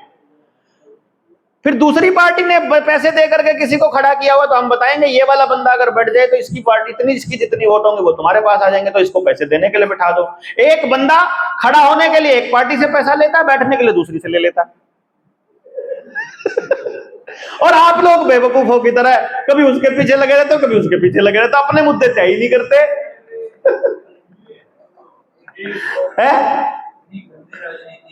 इतना गजब की राजनीति है। उनको पता है कुछ करना ही नहीं है।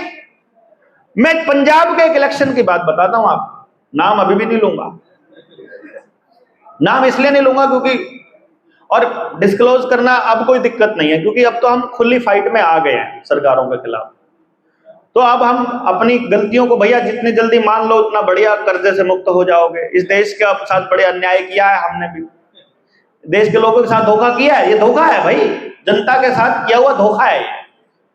हमको समझ में आया उनके साथ काम करके, हमको भी समझ में नहीं आता, और उनके साथ ड्राइंग रूम में बैठ के जब पॉलिसी बनती है तब ये सोचते हैं कि ये काम पैसे के लिए किया हमने, पैसा कमाने के तो और रास्ते बहुत थे यार। पैसे के लिए हम उनको स्लोगन लिख के भेजते हैं, ये स्लोगन बना दो, ये चला दो सोशल मीडिया पे, पब्लिक बेवकूफों की तरह शेयर करती रहती है उनके नेता। किराए पे वो हम एक स्लोगन बनाने का 2 लाख रुपए लेते थे यार, क्योंकि उनके पास अक्ल नहीं है। पॉलिटिकल पार्टियों के पास कोई अक्ल नहीं है, हरामखोरों के पास एकदम गधे बैठे हैं, टाइम ही नहीं उनके पास अपनी अयाशी के अलावा, वह अयाशी करने पे लगे रहते हैं, उनको कुछ नहीं करना होता उनको। वो तो किराए पे आदमी रखते हैं सब करने के लिए, सब कुछ करने के लिए किराए पे, उनको सोशल मीडिया पे शेयर करने के लिए भी किराए पे बैठा रखे हैं उन लोगों ने। अब बैठे हैं शाम को, मैंने बोला, अपोजिशन वाले बंदे का नाम लेके बोला, मैंने कहा भाई साहब उसका फोन आया था। बोला क्या कह रहा था? कह रहा था जितना पैसा फलाना दे रहा है 1.5 गुना मेरे से ले ले, क्योंकि इलेक्शन हमने पलट दिया था। मतलब हमने क्या था, वहां एक नेता को बोला कि भाई तुम जहां हार चुके हो वो सीटें हमको दे दो, हम तुम्हें जिता के दे देंगे, लेकिन पैसा लगेगा एक सीट का 2 करोड़ रुपया, सिर्फ सलाह देने का। इतना महंगा रेट होता है? कहीं आप सोच रहे हो आपको खरीदना बेचना है चुटकियों में होता है उनका। इसीलिए तो इतने लाख करोड़ माफ किए जाते हैं उद्योगपतियों के। उसका 100 करोड़ माफ होगा तभी तो नेता को 25 करोड़ मिलेगा ना इलेक्शन लड़ने के लिए। समझ रहे हैं? नेता माफ करवाएगा जितना उसका परसेंटेज इसका होता है। नेता अगर किसी अस्पताल को एम्बुलेंस दान देता है ना अपने फंड से, और एम्बुलेंस की कीमत अगर 20 लाख रुपया होती है, तो अस्पताल 10 लाख रुपया नेता के घर दे के आता है रिश्वत। कहीं आप ये सोच रहे हो? नेता अपने फंड से किसी को भी चैरिटी में कुछ पैसा देता है तो वापस उसके घर जाता पैसा उसमें से।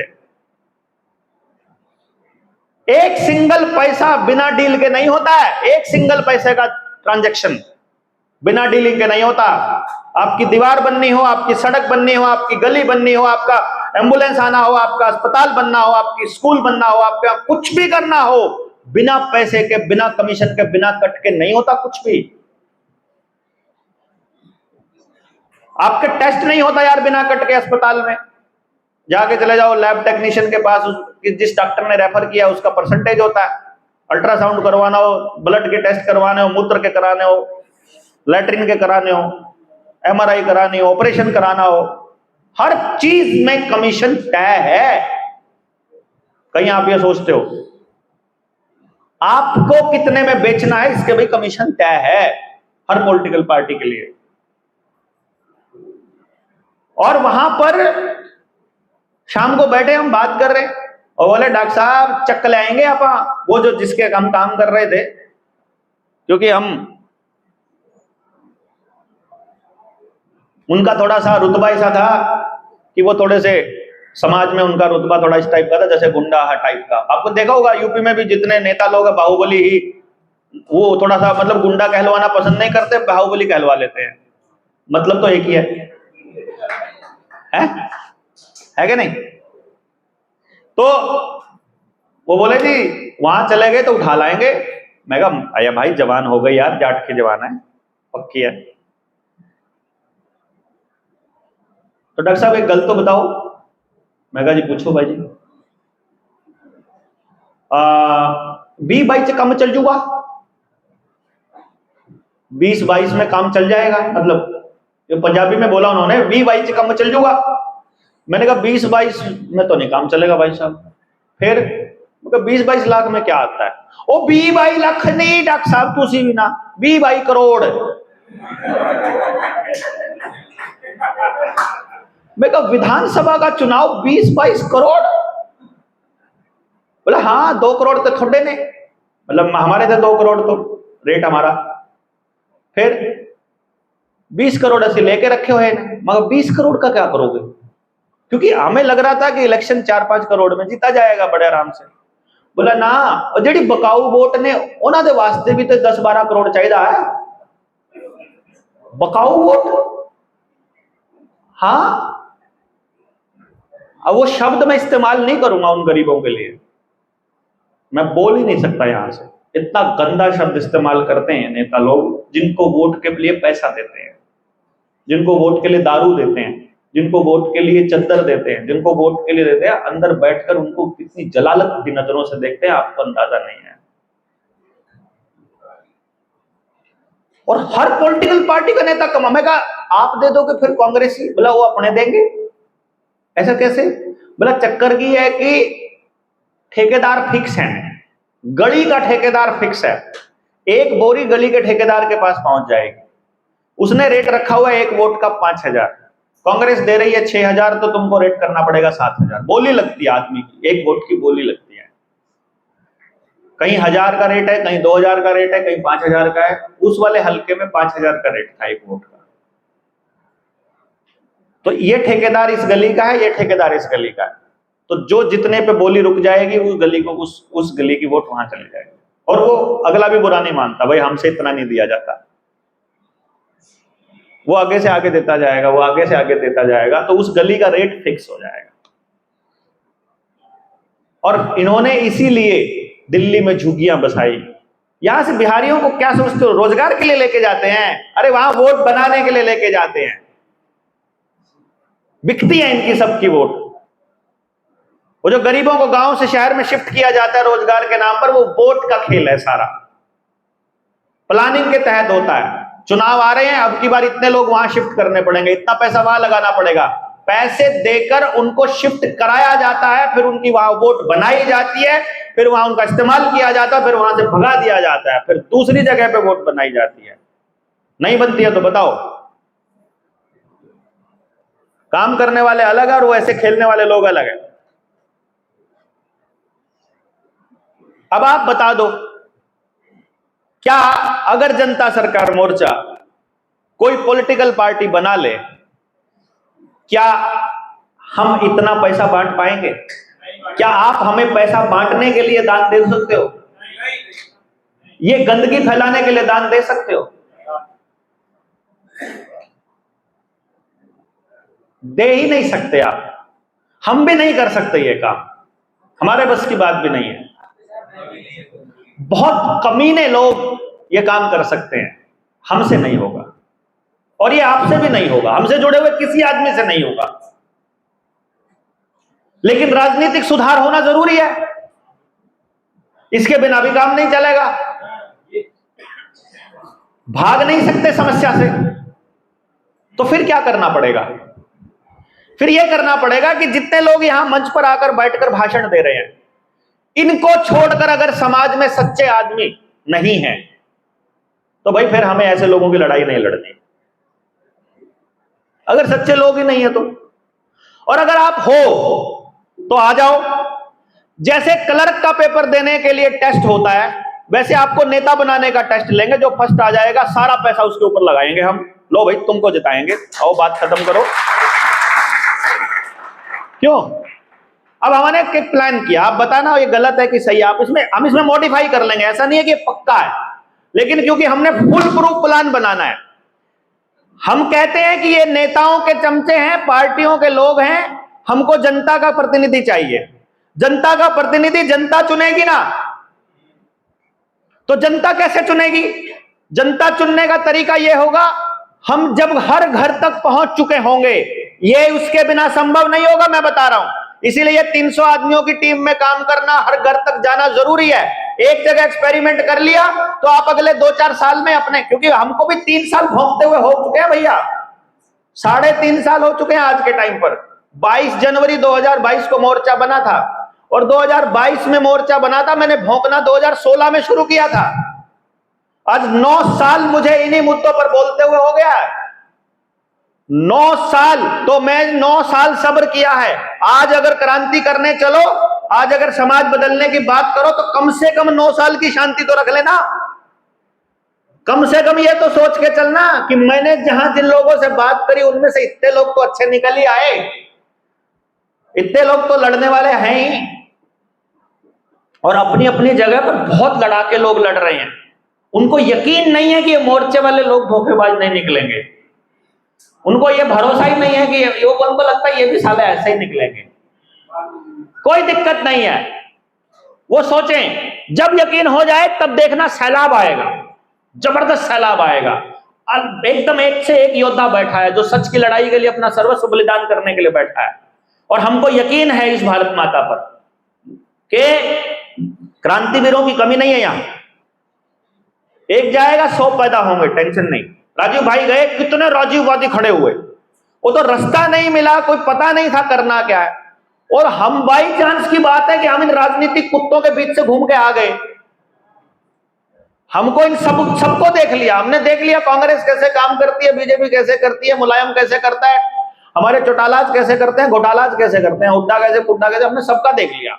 इसलिए अब हमको बिल्कुल क्रिस्टल क्लियर पता है, किसी के पास कोई योजना नहीं, कोई विजन नहीं, कोई व्यक्ति नहीं, सब किराए का माल है, और किराए का माल कभी नहीं लड़ सकता क्रांतिवीरों से। जिस दिन खड़े होंगे, इनके मुंह पे थप्पड़ ऐसे मारेंगे, गांव वाले पता भी नहीं चलेगा, एक भी नहीं घुसेगा गांव के अंदर।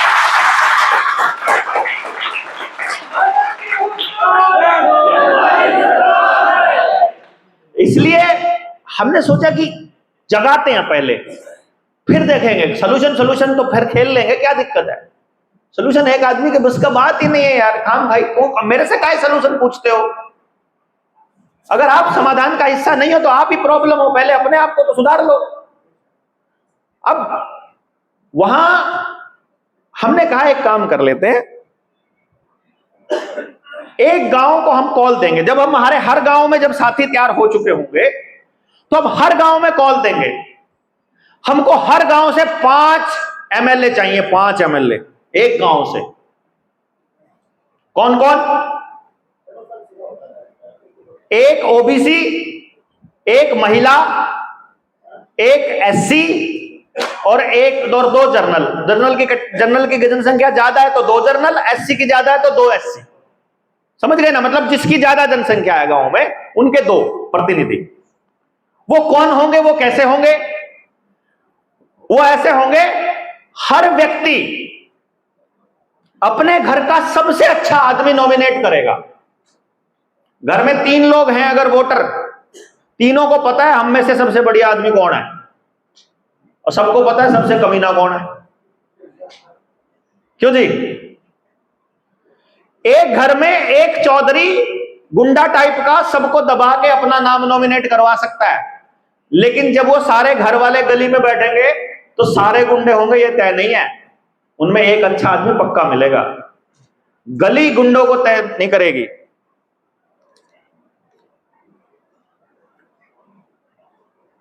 ये रंजीत भाई पूछ रहे हैं कि बाबा साहब ने संविधान नहीं लिखा, इसका क्या सबूत है? अरे भैया, ये सवाल वैसे बाद का था लेकिन बीच में दे देता हूं क्योंकि गुस्सा मान रहा होगा। मैंने कहा था बाबा साहब वाले गुस्सा मान जाते हैं। सबूत मेरे पास नहीं, सबूत सारी दुनिया के पास है।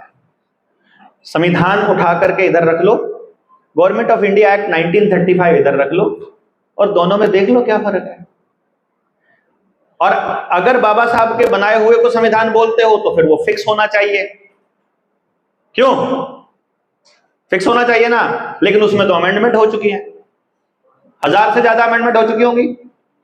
इसका मतलब आज के टाइम पे जो चल रहा है वो बाबा साहब वाला नहीं चल रहा है, और जो बाबा साहब ने दिया था वो बाबा साहब ने नहीं बनाया था, वो अंग्रेजों ने बनाया था। रेफरेंसेस सारे बाहर से हैं और वो सारे रेफरेंसेस में जो मूल लाइन लिखी हुई है वो सारी वहां से आई हुई है, इंग्लैंड से। गवर्नमेंट ऑफ इंडिया एक्ट उठा के देख लो, कुछ नहीं करना, कुछ करना ही नहीं है आपको। बस दोनों चीजों को पैरेलल रख लो। बस जब रख लो, जब देख लो, मुझे बता देना कि इनमें फर्क है। मैं आपकी बात, क्योंकि मैंने दोनों को देखा। अब मैं लेके थोड़ी घूमूंगा ऐसे, मेरे पास क्या सबूत है? सॉफ्ट कॉपी है तो आप डाल देना। तो देखा होगा आपने, सेम है ना? बस ठीक, एक तो मिल गया जिसने देखा है, नहीं तो मेरे को लगता है कि मैं अकेला कुछ कह रहा हूं। ठीक है ना? इसलिए इसको नहीं बनाना, आदमी केंद्रित बात जानी ही नहीं हमने। बाबा साहब ने खुद बोला है, अगर ये संविधान इस देश के नागरिकों की रक्षा नहीं कर पाया तो इसको जलाऊंगा, सबसे पहले मैं आऊंगा वह व्यक्ति। राज्यसभा में उन्होंने खुद बयान दिया, ऑफिशियल उनका बयान है, इसलिए इसकी चिंता नहीं करनी है। और आज अगर गरीबों की रक्षा ये संविधान कर पा रहा हो तो फिर मुझे कोई दिक्कत नहीं है भाई, आप उनको लेकर के चलें, कोई टेंशन भाई। अपन अपनी लड़ाई लड़ रहे हैं, अगर आपको लग रहा है उस हिसाब से, ना मैं संविधान को उड़ाने की बात कर रहा हूं, ना मैं संविधान को खत्म करने की, ना मैं संविधान को बचाने की। मैंने तीनों में से कोई बात नहीं कही है। ठीक है ना? मैंने तो एक फैक्ट रखा है कि ये है संविधान, आपको यही चाहिए, ये ठीक है।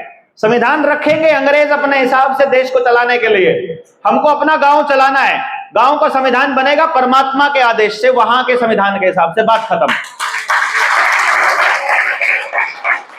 गांव का संविधान अंग्रेजों के हिसाब से नहीं बनेगा, बाबा साहब के हिसाब से, देवेंद्र बलारा के हिसाब से, या किसी भी नेता के हिसाब से नहीं बनेगा। गांव का संविधान जंगल के और कुदरत के हिसाब से बनेगा, बात खत्म। बस वहां हमारी एंट्री, वहां हमारा चलना वो ये होगा कि गांव के किसी भी व्यक्ति का शोषण नहीं होगा, किसी भी व्यक्ति के साथ गलत नहीं होगा और न्याय की व्यवस्था का इंतजाम करेंगे। वो लड़ाई अपनी है। परफेक्ट समाज कभी नहीं आता। बाबा साहब ने जो लड़ाई लड़ी थी वो लड़ाई खत्म नहीं हुई अब तक, तो उन्हीं की लड़ाई को आगे लेकर के जाने का काम हम लोग कर रहे हैं, और हमारी भी लड़ाई कभी खत्म नहीं होगी। इसको लेके जाने का काम आगे क्या पता बाबा साहब वाले लेके करें।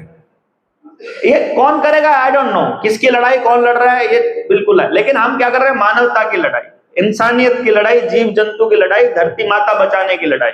अपनी लड़ाई पानी बचाने की, प्रकृति बचाने की, पर्यावरण बचाने की और प्रकृति के नियमों को बचाने की, उसकी समझ की लड़ाई है। इसलिए इसको छोटा मोटी लड़ाई मत समझना। तो अब हमने कहा कि घर से अगर सही आदमी बाहर निकलेगा तो गली में मान लो 10 घर हैं, क्या 10 घर अपने में से सबसे अच्छा आदमी चुन के दे सकते हैं? मुश्किल है कि आसान है? पहले बताओ। हमें टारगेट क्या लेना है? तुम में से जो सबसे बढ़िया आदमी है वो दे दो यार, बात खत्म। यार हम कर लेंगे, तुमको कुछ नहीं आता राजनीति करना, तुम्हारी जेब में पैसा नहीं है, तुमसे गाड़ी नहीं है, तुमसे बोलना नहीं आता, वो सब हम कर लेंगे। नरेंद्र मोदी को 13 साल ट्रेनिंग मिली है अमेरिका से, तब जाकर के इतना बोलना आया है। गधे को कुछ भी नहीं आता, बिना टेलीप्रॉम्प्टर के कुछ बुझा दो, उसको कुछ भी बोलना नहीं आता। कोई जानकारी कुछ नहीं, अकल ही नहीं है यार इनके पास। लिख के ना दो तो कुछ नहीं, हम लोगों को लिख के देते हो तो सारे नेताओं को, भैया इस गांव में जा रहे हो, यहाँ इस टाइप के लोग हैं, इस टाइप का झगड़ा है, इस टाइप की बात है, ये बातें बोलनी है। नेताजी बोलते ऐसा लगता है इस नेता को तो सब पता है, उसे कुछ नहीं पता, सामने कागज रख के फेंट के फेंक देता है, निकलते हैं जब वहां से। कुछ याद नहीं रहता किसी की, कुछ याद नहीं रखते आपको, वो आपको वहम है सारा का सारा, टोटल वहम है। इसलिए हम कह रहे हैं एक 10 गली के 10 घर एक अच्छा आदमी दे देंगे ना, और अगर 5 गलियां हैं एक मोहल्ले में तो 5 गलियां अपना एक एक आदमी दे देंगे, वो पूरा मोहल्ला एक अच्छा आदमी दे देगा। 2 मोहल्ले 2 अच्छे आदमी दे देंगे, 5 मोहल्ले 5 अच्छे आदमी दे देंगे। हमें वो 5 अच्छे आदमी चाहिए। मिल सकते हैं? कुछ कंडीशन रख लेंगे भाई, खानदानी लोग हमको चाहिए, उसकी कुछ कंडीशन रख लेंगे कि जो मूलभूत की ये नहीं होना चाहिए, ऐसा नहीं होना चाहिए कम से कम ये व्यक्ति, भाई ये चोर नहीं होना चाहिए, जार नहीं होना चाहिए, मतलब दूसरे की औरतों पर, दूसरे के धन पर नजर रखने वाला व्यक्ति नहीं, किसी का लेके ना दिया हो, इस टाइप की बातें हमारे जो गांव में बिल्कुल है कि खानदानी आदमी चाहिए अपने को। ठीक है, उससे पहले चुनाव आएंगे, उससे पहले मैं अपने ऊपर सारे आरोप लगवा लूंगा, चोरी के भी, जारी के भी, तो फिर उससे आपको टेंशन हो जाएगी, मैं तो नहीं हो सकता पॉसिबल। ठीक है, कोई ना कोई बीच में से हमारे वाला ही सत्ता के चक्कर में या फिर इज्जत के चक्कर में लग जाएगा अपने साथ, देवेंद्र बलारा चोर है, कोई दिक्कत नहीं। ठीक है, कोई और बोल रहा है चोर है, जिससे किसी से पैसा लिया हो वो नहीं बोल रहा कोई और बोलेगा। ये ऐसे करता है, जिसके साथ अन्याय किया वो कोई नहीं बोलेगा। तो जी अब पूरे गांव से 5 आदमी आ गए, एक विधानसभा से हमारे यहाँ 60 गांव है, तो उसी का अंदाजा लगा लेते हैं एवरेज। 60 गांव में कितने विधायक हो गए? 300। तो जो कमलाबाई है, कमलाबाई समझते हो? बाल ठाकरे जो है ना, बीजेपी वालों को कमलाबाई बोलते थे, कमल के फूल को कमलाबाई बोलते। कोई भी आता था ना कमलगट्टा, हम कमलगट्टा बोलते हैं, कोई भी कमलगट्टा आता तो कमलाबाई आ गई, कोई भी बीजेपी का आदमी कमलाबाई है। तो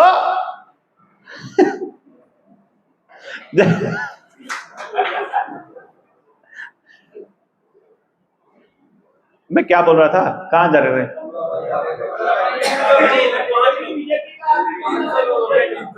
हाँ, तो हाँ कमलाबाई पॉइंट आया। अब हमारे पास 300 विधायक हो गए, तो क्योंकि कमलाबाई हमेशा बोलती रहती है ना, जो भी बीजेपी का वो कमलाबाई है, 3 है तो 3 कमलाबाई हो। कमलाबाई क्या बोलती है? ऑप्शन ही क्या है, हमारे पास 300 ऑप्शन है। जवाब मिल गया ना, गांव पूरी विधानसभा से 300 अच्छे आदमी छांट लिए हमने, छांट लिए। अब इन 300 अच्छे आदमियों का चुनाव से 6 महीना पहले प्रशिक्षण होएगा, जैसे जेएसएम वालों का हो रहा है। भाई तुम एक बात देखो, क्लर्क लगना हो, एसडीओ लगना हो, तहसीलदार लगना हो, कुछ भी करना हो, आपके बच्चों को पढ़ना पड़ता है 25-25 साल। तो नेता बनने के लिए 6 महीने नहीं पढ़ सकते क्या? पढ़ना चाहिए ना। तो 300 लोगों का प्रशिक्षण होगा, उस प्रशिक्षण में हम बताएंगे इस देश के साथ कितने धोखे हुए हैं, अभी समाज के साथ क्या धोखा हो रहा है, किस तरह की राजनीति चल रही है, इस राजनीति से लड़ना कैसे है, विधायक के क्या क्या अधिकार होते हैं, विधायक के पास कितना फंड होता है, विधायक की क्या क्या ड्यूटी होती है, विधायक का अधिकार क्षेत्र क्या होता है और उसको क्या करना है। क्योंकि तुम जनता के प्रतिनिधि हो, इसलिए जनता के हिसाब से काम करना है। कैसे करना है वो पूरा प्रशिक्षण पहले होगा और हम बताएंगे इन 300 के 300 लोगों को। जैसे मैं आप सब लोगों को बोल रहा हूं, अगर मेरे साथ मैं अगर चुनाव लड़ने लगूं तो सबसे पहले खिलाफत करनी है आप लोगों ने, ठीक है ना। और अगर मैं अपने समाज से अच्छे आदमियों को निकाल ना पाऊं तो मैं अपने आप को नाकाबिल समझूंगा, तो मैं फेलियर समझूंगा अपने आप को। भाई मैं अच्छाई का ठेकेदार नहीं बनना चाहता। हम ये कहना चाहते हैं समाज में अच्छे लोगों की कमी नहीं है, पर सबको माल अपने लिए चाहिए होता है। जिसको मंच मिल जाता है वो सारा माल हड़पने की कोशिश करता है, सारी सत्ता उसको चाहिए। इसीलिए मैंने ये तय किया है, आप लोग बस मेरे मरने के बाद मेरे परिवार को संभाल लेना। जीते जी मेरे नाम पे ना कभी जमीन होगी, ना मैं कभी अपना मकान बनाऊंगा, ना मैं कभी नहीं उतरूंगा, कोई पैसा मुझे नहीं जोड़ेगा, आपको मेरे अकाउंट में पैसा नहीं मिलेगा। लेकिन हम यही व्यवस्था बना रहे हैं ना कि समाज का कोई आदमी यदि समाज के लिए काम करने चले तो उसको मजबूरी में धोखा ना करना पड़े समाज के साथ। यही कह रहे हैं ना। अभी 2 दिन से मेरी उंगली हाथ काम नहीं कर रहा, पैरालाइज हो गया एक हाथ मेरा, ये ठीक है, 2 दिन से चल रहा है। तो जब तक जबान चल रही है तब तक आपसे कुछ नहीं मांगो, क्योंकि मेरा धंधा बोलने का है।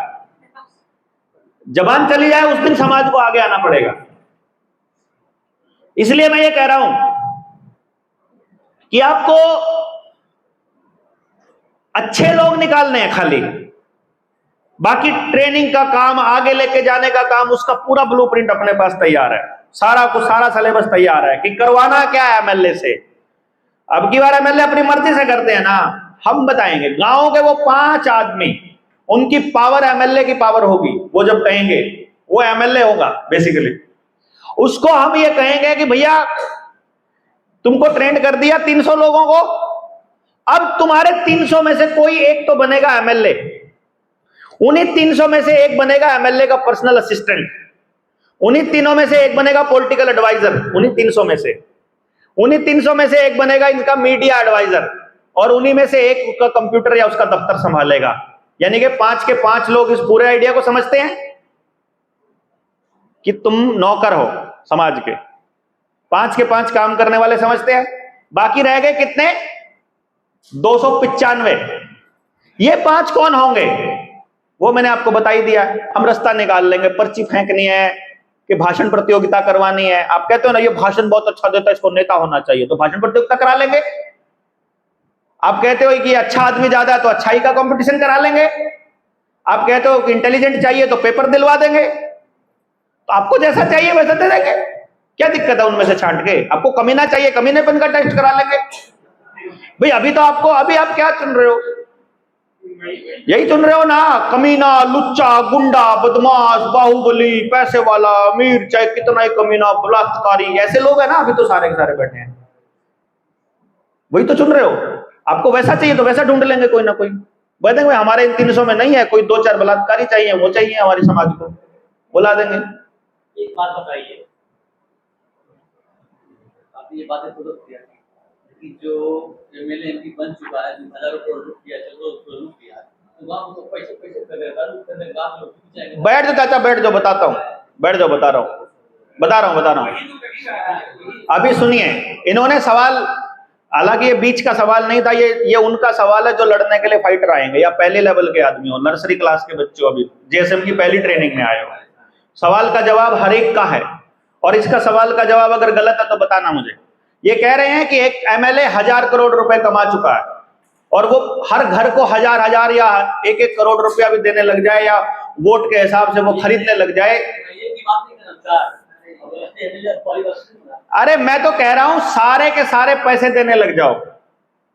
आप अपने गांव के जमींदार, आप अपने गांव के सबसे गरीब आदमी के घर जाओ, अगर उसको आपने केवल इतना समझा दिया कि तुमने जो ये दारू की बोतल ली थी और तुमने जो ये पैसा लिया था, इसी की वजह से तुम गरीब हो, अगर तुमने ये लिया था इसी की वजह से तुम्हारा सत्यानाश हो रहा है, इसी की वजह से तुमको रोजगार नहीं मिल रहा। तो अब जब तुमको कोई देने के लिए आए, एक काम करते हैं, हमारे पास बहुत सारे रास्ते हैं इसको बचाने के। तो पहली बात तो यह है कि वो व्यक्ति ही को हम ये तैयार कर देंगे कि तुमने पैसा किसी का मना करना ही नहीं है। पैसा 5 के 5 का लेना है। बटन दबाते समय कोई तो आपका हाथ पकड़ के बटन नहीं दबा सकता। ये स्मार्टनेस हमने अरविंद केजरीवाल के चुनाव में करी थी। वहां पे हमने दिल्ली में यही फैला दिया था, पैसे सबसे लेना, वोट केजरीवाल को देना। ये काम हो चुका। नंबर 2, अरे नहीं, वहां दिल्ली में एक भी दिल्ली का नहीं है, सब गांव के ही लोग हैं। सारी दिल्ली गांव से बनी है। बिहार और यूपी है वहां दिल्ली में। और दूसरी बात सुनो, अरे नहीं, रुको, दूसरी, ये बीच के सवाल नहीं है, ये है समस्या के समाधान के सवाल। आप या तो ये कह दो कि ये रास्ता गलत है, हमको गुंडे ही चाहिए, नहीं तो इसमें जो समस्या आएगी उसका समाधान करेंगे। ठीक है ना बात? या तो रास्ता बताओ कि वो रास्ता ठीक है तो ठीक है, फिर हम नहीं बात करते, फिर हम अपना चाय पी लेते हैं। और अगर ये कहते हो कि रास्ता यही सही है, इस रास्ते पर दिक्कतें आएंगी, आपकी बात ये जायज है, समस्याएं आएंगी, ये जायज है, समस्याओं का समाधान मैं करूंगा, ये नाजायज है। आपके पास भी हो सकता है, इनके पास, किसी के पास समस्या का समाधान है। वो गांव का प्रतिनिधि, जिस परिवार को आप बिकाऊ समझ रहे हो, जिसको आप सोच रहे हो कि ये पैसा लेकर के वोट करेगा, उसी का प्रतिनिधि बता देगा इसका समाधान क्या है, इससे कैसे बचा जा सकता है, वो खुद बता देगा जिस दिन समझेगा। और इससे अगली बात सुनो, आप किसी भी गांव में, चलो आप गांव कह रहे थे ना, मैं गांव के हिसाब से बात करता हूं, किसी भी गांव में किसी भी पॉलिटिकल पार्टी का 2 से ज्यादा स्ट्रॉन्ग वर्कर है तो बताओ।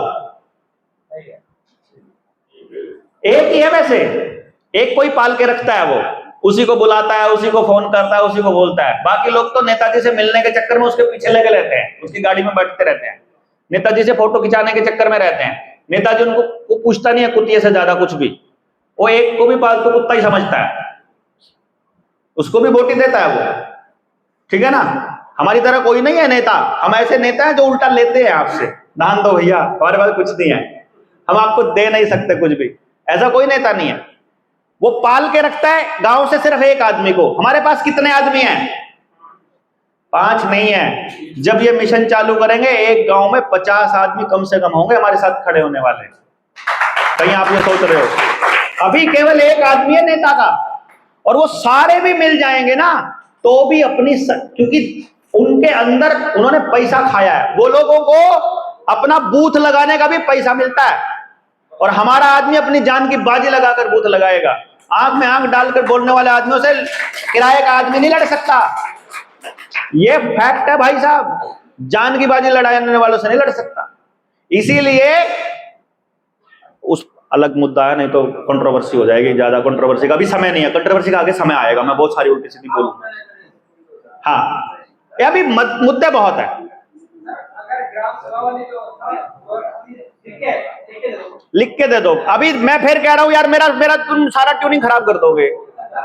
अभी इन्होंने मुझे पता नहीं कहां पहुंचा दिया, अब मेरा कनेक्शन टूटता। डिबेट जब चलेगी तब सबके सवाल और सबकी बातें ली जाएंगी। अभी पहले आपको अपना रास्ता तय करना है कि चलो हम कोई आइडिया तो दे रहे हैं, आपके पास इससे अच्छा आइडिया ले आओ, मोस्ट वेलकम यार, क्या टेंशन है।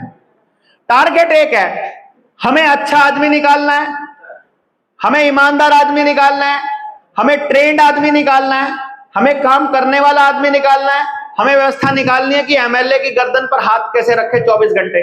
अब आप देखो, आपके पास हर विधानसभा में काम करने वाले विधायक कितने हो गए? 5, क्योंकि 5 के 5 विधायक वाली ट्रेनिंग लेके गए हैं। बेशक वो क्लर्क लगा है, लेकिन विधायक वाली ट्रेनिंग लेके गया है। लेकिन उसी विधायक वाली ट्रेनिंग 295 लोगों ने और ले रखी है। उन 295 लोगों को भी बताया हुआ है कि विधायक जब उल्टा चले तो इसका यह मतलब होता है। मुझे आप एक बात बता दो बस खाली, आज के टाइम पर किसी भी विधानसभा में 295 लोग विरोध करने वाले हैं क्या? और ये 295 लोग जब खड़े होंगे ना, किसी भी विधानसभा में नहीं है, और एक थाने में 295 लोग चले जाओ, हवा निकल जाएगी एसपी की, 100 लोगों पे निकल जाती है। समझ रहे हैं ना बात आप? हैं? मतलब हमारे को पर्पस क्या है हमारा विधानसभा का, तो हम सिलेक्शन कर लेंगे किसी एक व्यक्ति का। उस व्यक्ति की कंडीशन ये होगी, उसको हम ये कहेंगे तुमको अपने घर से ना तो गाड़ी निकालनी है, ना अपने घर से एक पैसा खर्च करना है। पैसा खर्च करेगी समाज, पैसा खर्च करेगी जनता, तुमको काम करना है जनता के लिए। क्या संभव है? संभव है ना? ना तुमको तनख्वाह मिलेगी, जितनी तनख्वाह मिलेगी सब जनता के खाते में जमा होगी। तुमको जो सुविधा चाहिए वो सारी लो, और जब विधायक की खत्म हो जाए 5 साल बाद तो पेंशन खाओ सारी उम्र, कोई टेंशन नहीं हमको, वो तुमको मिलेगी पेंशन।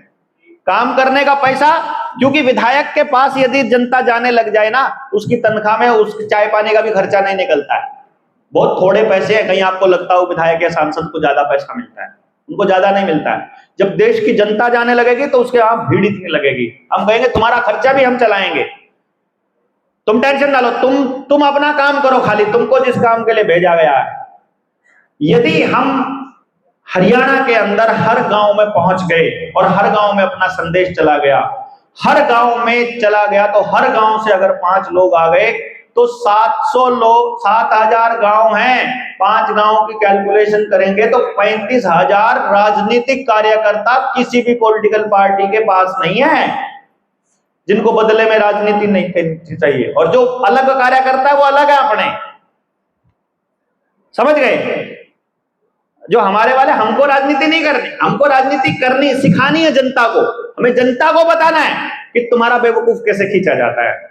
जिस दिन जनता को पता चल जाएगा उस दिन जनता अपनी लड़ाई इन विधायकों से अपने आप लड़ लेगी। उस दिन पता चल जाएगा कि जैसे विधायक जी तुम्हारे सामने तो कहते हैं आइए आइए, और बाद में कहते हैं हाथ धुलाओ मेरा, इसके साथ हाथ मिलाना पड़ गया। उसी तरह से फिर हमारी जनता भी कहेगी आइए विधायक जी, आइए विधायक जी, और अंदर ही अंदर सोच रही होगी तेरी टांगों पे कहां लठ मारना है। फिर हम जनता को यही तो सिखाना है खाली, कि उनके वाला खेल आपको समझ में आ जाए, बात खत्म, क्या नहीं? अब शिक्षा, स्वास्थ्य, न्याय, राजनीति, अब आगे खेती पर। चाय ठंडी हो रही है? नहीं पीनी? सीधा खाना खिला देंगे, चलो भाई। चलिए, खेती, हम रात को चर्चा कर रहे थे खेती के ऊपर।